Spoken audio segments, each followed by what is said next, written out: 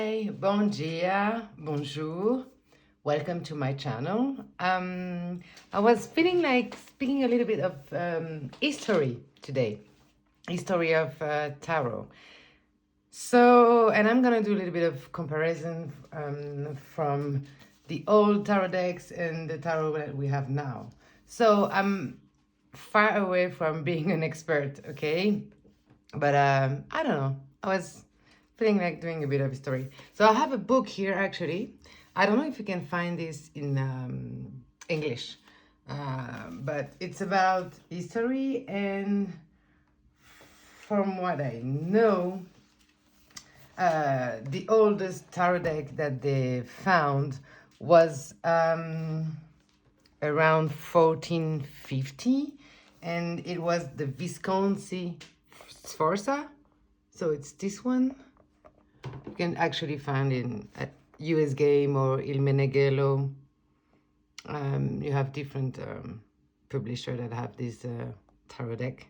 I think Il Meneghello is one of the most beautiful. So you see, it was around 1450. And then later you had the Tarot de Marseille, as we know it now, which was the Noble. So actually, I have a Noble here, as you see. That was the Noble here. I don't know if you can see. And this was from 1650. And then later came the, this is the Pierre Madonier, but it became the Nicolas Convert. And actually after became the Tarot de Marseille that we know, you know. So that was how it started. They found actually playing cards game before, and it was a little bit earlier. But from what we know in history books, first tarot deck was the Visconti Sforza. It's an Italian deck, and it was around 1450. So then the Noble that I have here in 1650, more or less. I didn't want to use this one for the comparison because it is not in order, so it was not ready for it. I already had to put this one back in order and my Rider-Waite. But this is the Noble, and this is the edition from Fleur Noire that you can find, I think, on tarot.com. I think it's the name. So that was about the oldest one. And then after the Noble, so you have the Vieilleville. I have a Vieilleville, but it's not that clean. So I wanted to use a clean tarot deck for this video. And then you had in 1701 the Jean Dodal, okay? So 1701 Jean Dodal, Tarot de Marseille. 1909 or Rider-Waite, that we all know, actually Smith-Waite, I like better. And this is the Next World Tarot. I thought I might use this one because it's very reflective of our society now. So 1701, 200 years later, 1909, and now 10 years later, text that we can find now, that very modern tech on the Rider-Waite. Also, I brought this one, yes, because this was 1830. It's also an Italian deck, so more in the look of the Visconti Sforza. And you see how this can be very different. The art is really... Well, this is the Italian style. So this is the, Sopraffino. I think it's very nice. So this is the Italian style tarot.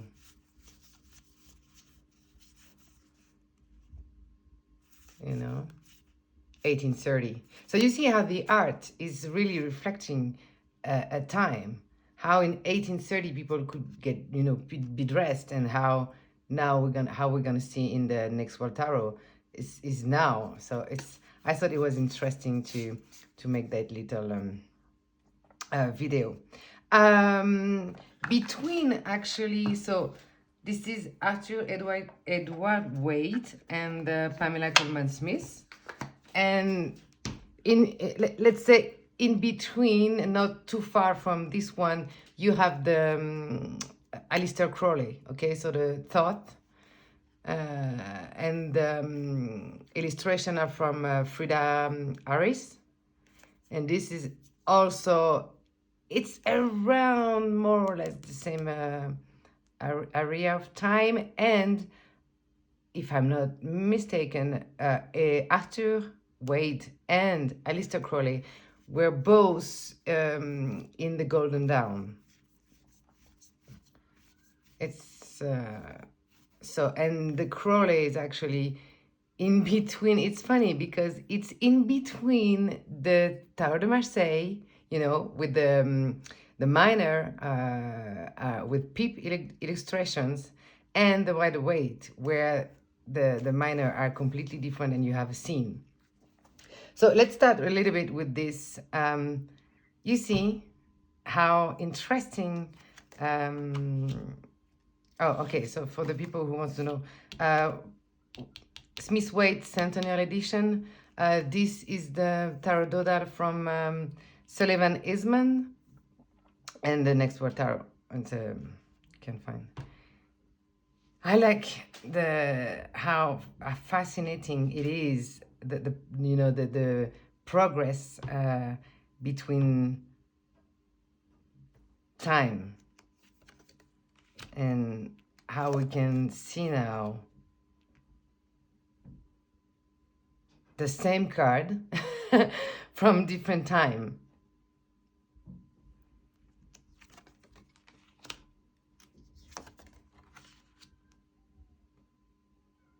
This is a very modern tech, and it's completely diverse.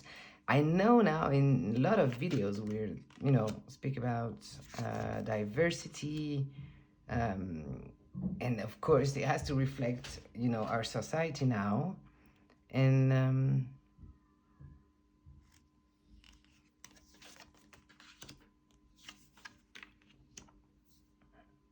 I like that. You see, that depiction is very interesting. How, church could be really an influence at that time, and how now it is like, she looks like maybe like, I don't know, some president or something, some, I don't know, but very nice depiction. You see, this is very diverse.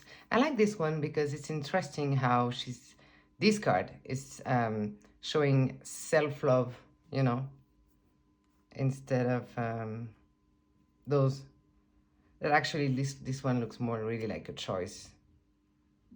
It was a choice at that time. You actually, the person you were you decide to marry with, it was really a choice of life. You were leaving your house with your family to go and live with that person. So it was really important choice. The Chariot.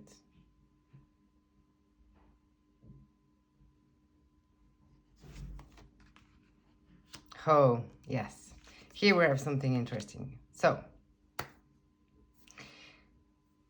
wait, let me make the change here because it should be like this. So, a lot of person, and they don't know, but because I've, learned a little bit about history of the tarot, I have this answer to this. Sometimes we see justice in 8, and sometimes we see it in 11. So this is a change from Arthur Wade. Tarot justice was 8, and always been. And actually, the Alistair Crowley did not change, because let's say Arthur Wade improved the system of tarot by creating those scenes, with Pamela Coleman Smith, to make the illustrations. So it improved what it was, and it actually now so much easier to read for so many persons around the world, okay? But it did make, it shows to change something in the system. So whether it's right or not, I don't know. But you see, Crowley did not change. So justice is 8 in his tarot. So because it just kept the system as it used to be for years and years. Because imagine that the Visconti's forçats from 1450, and then this is from 1701. So I don't know. I'm not sure I really agree. And you see in Thoth, the strength is 11, just like in the Marseille. So who's right, who's wrong, I don't know. But the system was like this. It chose to, change this. And actually now everybody is making justice in 11 because everybody is sticking to the system of weight. So it's okay, but for the people who were wondering why sometimes you have this switch, well, this is it. Either you choose to keep the real system, historically with the justice in 8, or you take the as is it in the Rider-Waite-Smith and you put it in 11. So that was a little bit about this, the Hermit. How modern is that? How reflective from, what we could live now. Sit in a room, listen to some music. Wheel of Fortune.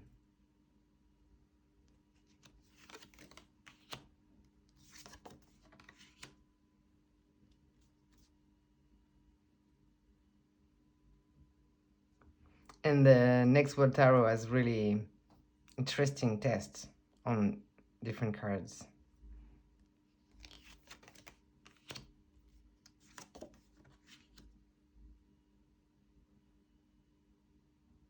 Suspension.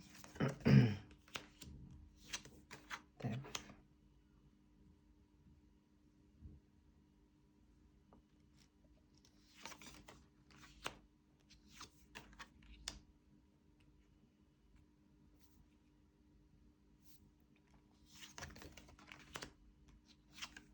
I don't know if this is interesting for you guys. I like the imagery of this. It's like showing you like how TV, money, so many things could be, temptation.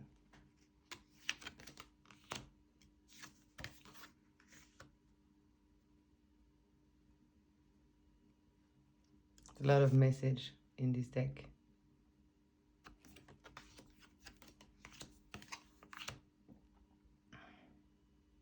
I love the dodo. I mean, look at her face. Love it.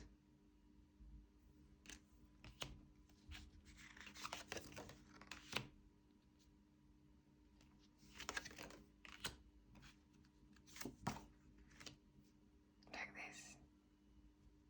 Like she's reaching for, light. So, yes, the baby on the horse actually comes from the Vieilleville, the Tarot Vieilleville. It was around 16, pretty much the same as Noble. And this is where I come from, the baby on the horse. Wait, let me see if I can find it in the book. So I could show you actually an image of that baby on the horse. I know so many people dislike it. I don't know if I can have it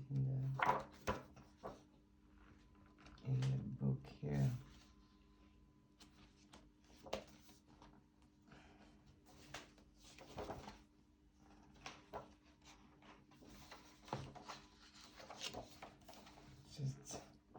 eventually, if I can, you know, find it somewhere, I will show it to you another time. But let me see. But actually, you know what? I have the... Wait, hang on a second. Because I do have the VV, but it's not a clean... it's not a very clean deck. Because it had be... Whoa, made a mess here. Had be found, you know, and... So this is the Vieville, and you'll see, let me go back here. So you see, that baby on the horse came from the Vieville. This is what I wanted to show. So then we have the Judgment card and the World. Very diverse. The next World Tarot is very diverse. I think really reflective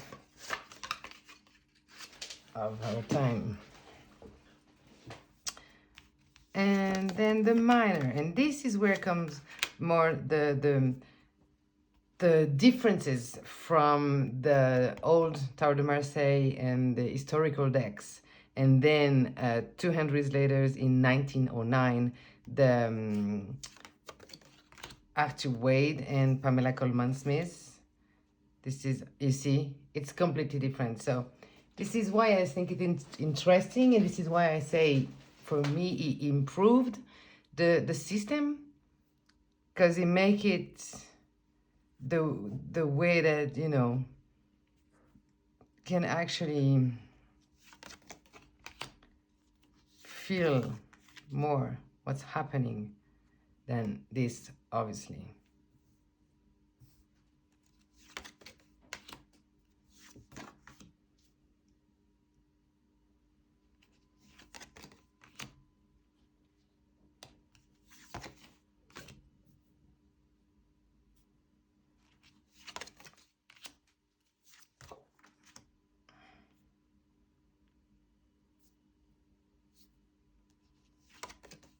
She looks like she's waiting the bus.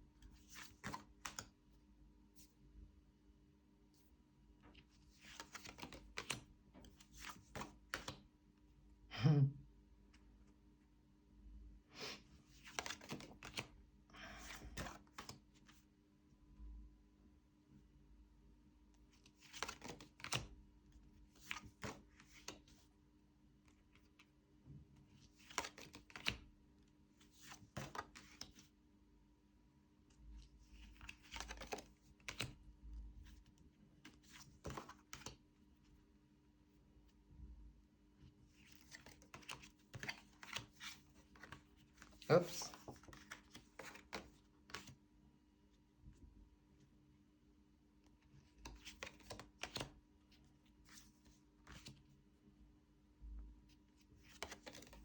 There's a little bit of nudity in this deck for the people that, you know, does not feel comfortable with it.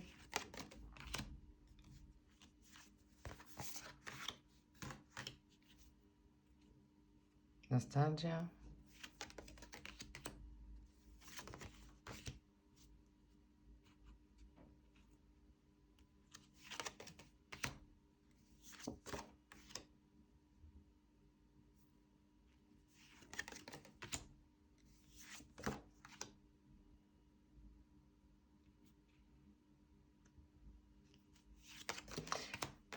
I like this.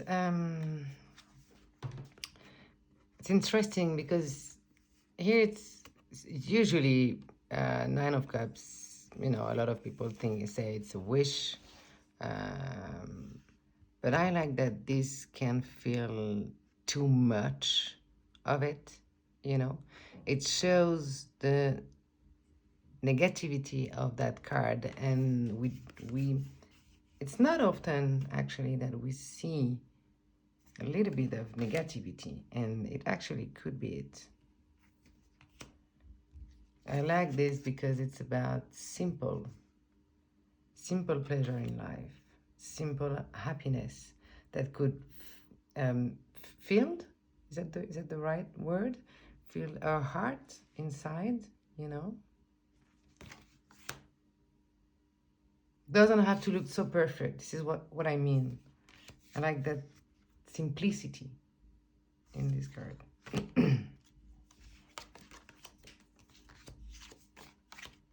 You see, it is not, in some cards, it's not so many difference. It's really about the minors that they made the biggest improvement in tarot, yes, tarot system. Also, this is something, I feel like it is only, you know, one system to me. It's just then the illustrations that are different. Again, diversity. This is a woman.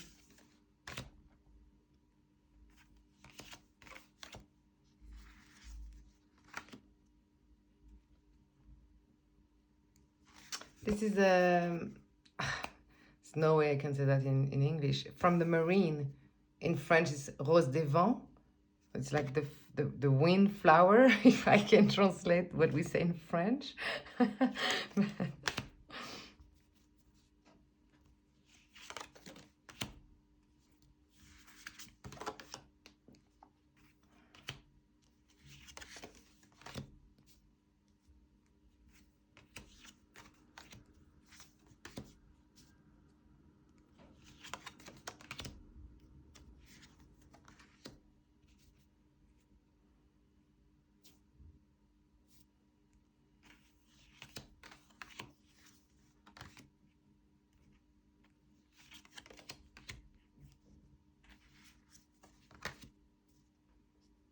Also, I was thinking about speaking a little bit of something. It's about vintage decks and current decks that are available, you know, anywhere and everywhere, online, in bookshops. And I know we spend a lot of time chasing for a deck because it's come from 1983 or 1971, and because it's, you know, vintage and feels like, and I wonder if we should just, oops, sorry, I'm late there. What if we learn to be satisfied with what we have? What if what's here, available everywhere, it is good enough, you know, instead of spending time chasing for something, and also eventually spend money to get a deck because it is vintage. I was thinking about that.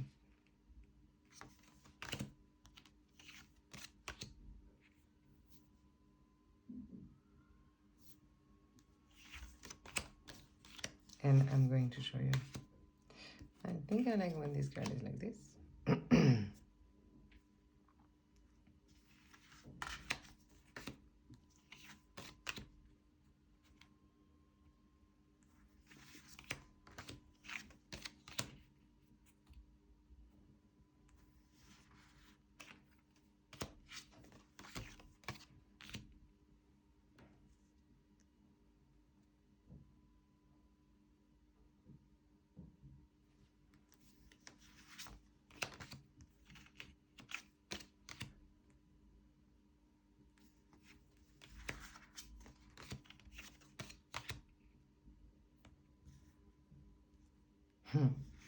She has a crystal in her hand.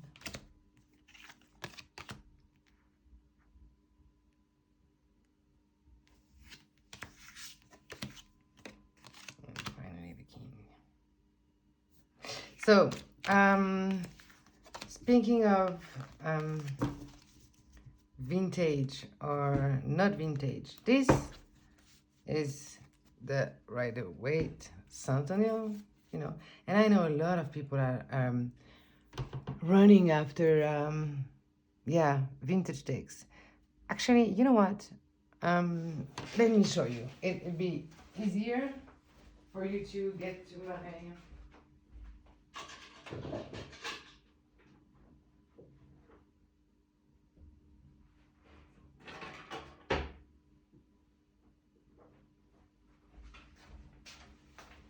Vintage or not vintage.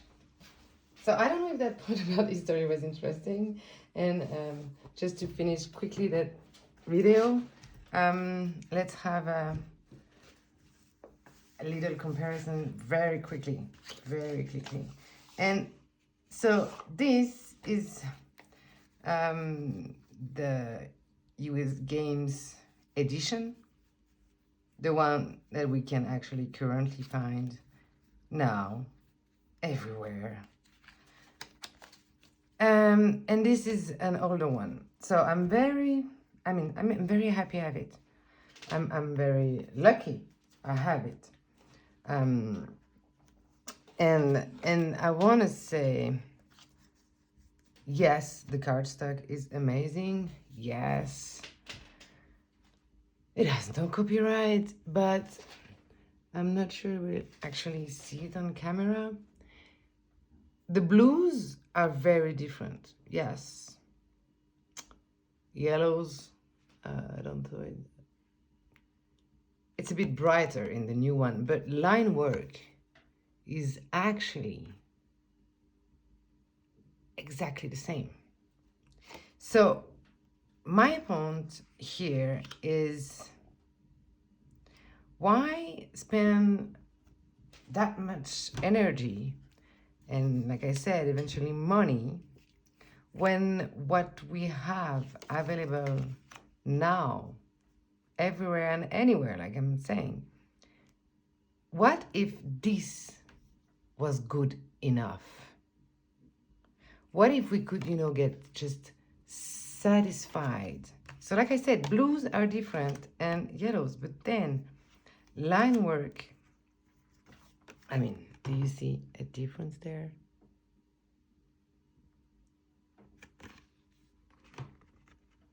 Really? It's so subtle. What if what we have now is, good enough? What if we learn to be satisfied with actually what we have and not spend time and energy and money and, chasing for something that, let's say you're in on vacation or on weekend and you are going to a place, I absolutely don't know the name in English for this. It's places where people, they sell the old stuff that they have in their house, and you found you're passing by and bam, you have a vintage. This is not a blushing fool, it's a yellow box. Well, yes, how happy can you be, to find a vintage edition? Yes. But then if you don't, and if you don't have one, and if you have, just, what if this is good enough? What do you think? It was something, and also I feel like we have the responsibility of the price. So let's say you, at the end of the day, you decide, and this is something that Simon from the Hermit's Cave said a pretty long time ago. It was a video a long time ago. He said, you have the responsibility at the end of the day. You decide to buy or not. And yes, it is true. At the end of the day, if this costs $100, well, you don't buy it. And you know what? Eventually, if we take that responsibility, price would low, it would probably take some time, but then the people that are actually owning those decks and wanted to sell it for that much money, I believe if no one wants to buy it, they will lower their price.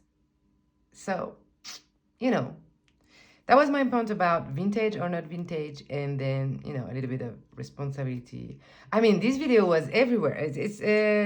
So we have a little bit of everything in this video, and I thought it was a little chat about tarot. Hope you enjoyed it. See you soon, and have a very happy new year 2024. Wish you the best.